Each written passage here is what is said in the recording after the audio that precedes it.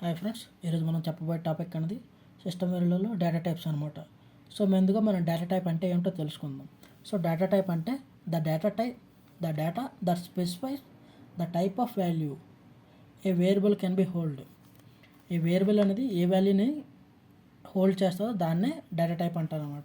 So మనం వేరియబుల్లో చూసుకున్నట్టయితే ఎవ్రీ డేటా టైప్ అనేది ఫోర్ స్టేట్ వాల్యూ అంటే 0, 1, X and Z. In system వేరియబుల్లో ఏటవుతుందంటే డేటా టైప్స్ అనేవి టూ స్టేట్స్ సపోర్ట్ చేస్తుంది. టూ స్టేట్స్ అంటే 0 అండ్ 1, ఓన్లీ ఈ రెండింటిని వాళ్ళని సపోర్ట్ చేస్తుంది అనమాట. సో ఇవన్నీ టూ స్టేట్ డేటా టైప్స్ అనమాట. Bit, byte, short int, long int. Bit అంటే అన్సైన్ వాల్యూడ్ మనం ఎంతైనా డిక్లేర్ చేసుకోవచ్చు అనమాట. సో సపోజ్ మనం ఇక్కడ ఎగ్జాంపుల్ చూసినట్టయితే ఇంట్ ఈక్వల్ టు 127:0 అనే వేసాను అనమాట.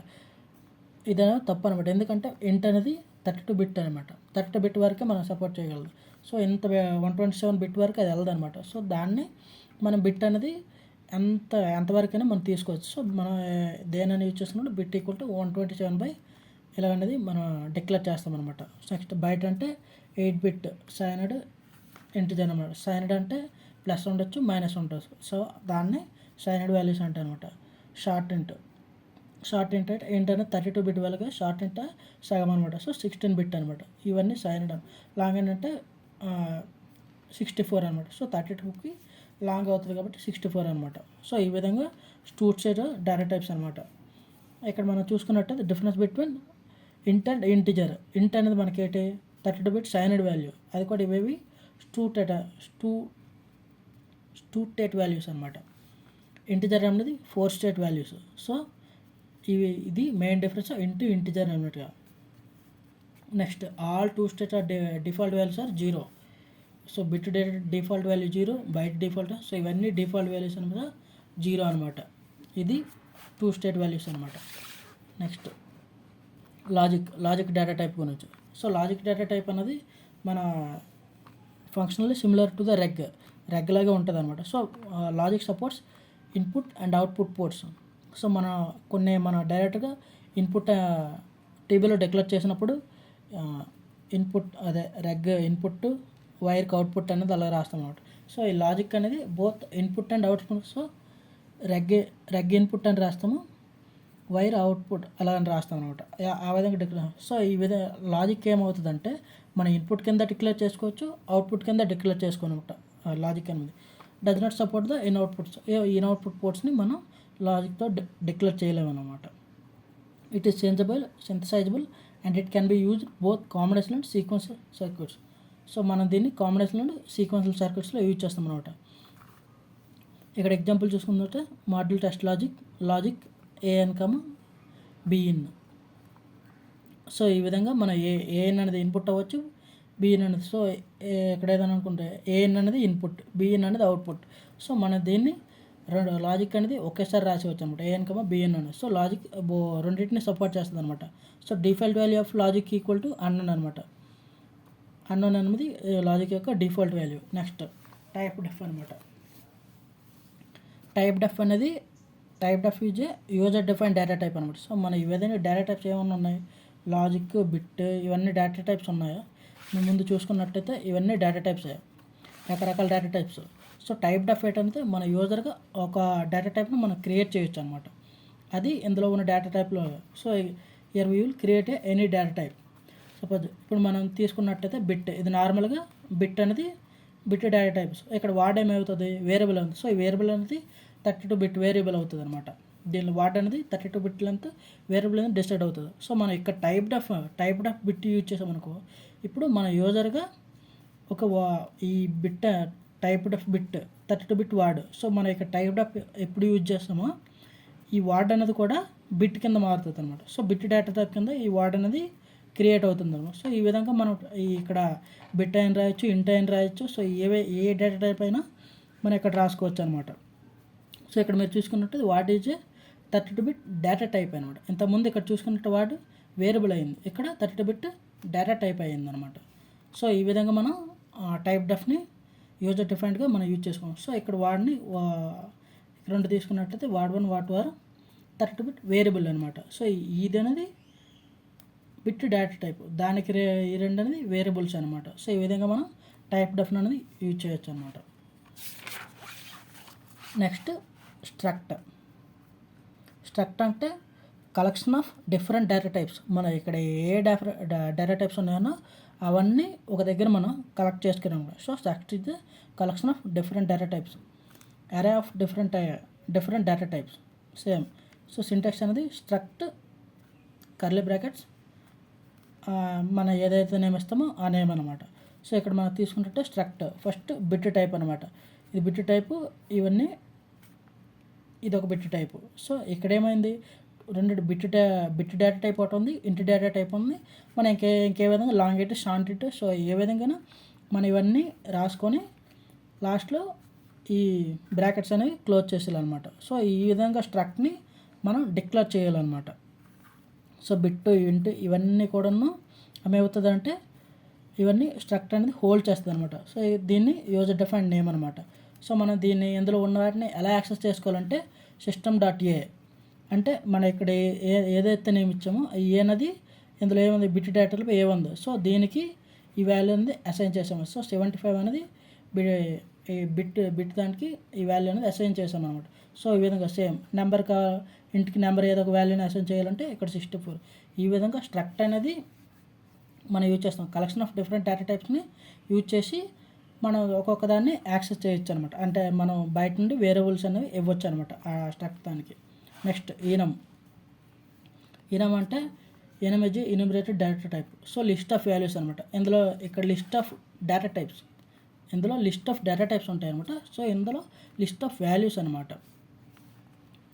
ఇందులో మెయిన్ డిఫరెన్స్ ఈనమ్కి స్ట్రక్ట్కి ఇందులో కలెక్షన్ ఆఫ్ డేటా టైప్స్ ఉంటాయి. ఇందులో కలెక్షన్ ఆఫ్ వాల్యూస్ మాత్రం, లిస్ట్ ఆఫ్ వాల్యూస్ మాత్రం ఉంటాయి. So default is int data type. So list of వాల్యూస్కి అనేది సీక్వెన్షియల్ మేనర్లో ఇది ఉంటుందంట. సో అది ఎలాగవుతుందంటే ఇక్కడ మనం చూసుకున్నట్టయితే ఫస్ట్ ఈనమ్కి ఒక 6 వాల్యూస్ అనేది మనం అసైన్ చేస్తాము. సో దీనికి కూడా సేమ్ యూజర్ నేమ్ ఏదైతే నేమ్ ఇస్తామో ఆ నేమ్ ఇస్తాం. సో ఇనిషియల్గా మనం ఏ అసైన్ చేసినప్పుడు list of values, so default value అనేది ఇక్కడ వాల్యూ ఆఫ్ ఏ, ఇక్కడ ఏ వాల్యూ డిఫాల్ట్ వాల్యూ అనేది ప్రింట్ అవుతుంది అనమాట.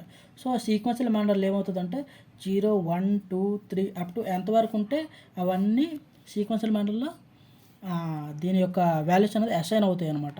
సో మనం ఇది నాకు 0 నుండి వద్దు, 6, 7 ఆర్ 8 ఏదో ఒక స్టార్టింగ్ ఏ నెంబర్ నుండి అయితే మనకు కావాలనుకుంటామో దాన్ని ఇక్కడ ఏ = 6 అని పెట్టామంటే సో ఇది 6, 7, 8, 9 అప్ టు ఆ సీక్వెన్షియల్ మేనర్లో అనేది ఇది ప్రింట్ అవుతుంది అనమాట.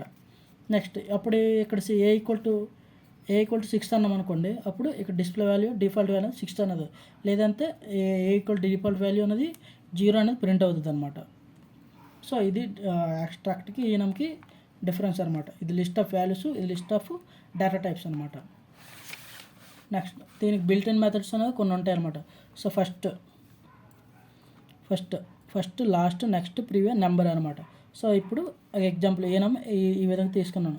సో ఫస్ట్ అనేది మన return the first element. So A అనేది మన బయటకు వచ్చేస్తుంది అనమాట. సో దాన్ని ఎలా రిక్రియేట్ చేస్తామంటే state.first అన్నాం అనుకోండి, అప్పుడు అనేది ఈ ఫస్ట్ అనేది ఎలిమెంట్ అనేది వచ్చేస్తుంది. నెక్స్ట్ లాస్ట్ state.last అని ప్రింట్ చేసామంటే దాన్ని లాస్ట్ ఏ ఉందో జెడ్ వాల్యూ అని వస్తుంది. నెక్స్ట్ అంటే ఫస్ట్ మనం ఈ వాల్యూషన్ అనేది ఏదైతే ప్రింట్ చేస్తామో ఫస్ట్ నేను ఏ ప్రింట్ చేస్తాను దాన్ని నెక్స్ట్ అని అనగానే బి అనేది ప్రింట్ అవుతుంది అనమాట. ప్రివ్యూ అంటే దాని ముందుది, మనం ఏదైనా ఒక సి అని తీసుకుంటే దాని ప్రివ్యూ అనేది బి అనేది ప్రింట్ అవుతుంది అనమాట. Number returns the number of elements. Enum dot number అన్నానంటే ఇందులో ఎన్ని వాల్యూస్ అయితే ఉన్నాయో దాని యొక్క నెంబర్ సైజ్ అనేది చూపిస్తుంది. ఇక్కడ మీరు చూసుకున్నట్టే 0, 1, 2, 3, 4, 5. సో ఈనమ్ డాట్ నమ్ అనగానే ఇది 5 వాల్యూస్ అనేది చూపిస్తుంది అనమాట. సో ఈ విధంగా మనం బిల్ట్ ఇన్ మెథడ్స్ అనేవి ఈనమ్లో ఉంటాయి అనమాట. నెక్స్ట్ స్ట్రింగ్, మెయిన్ స్ట్రింగ్ అనమాట.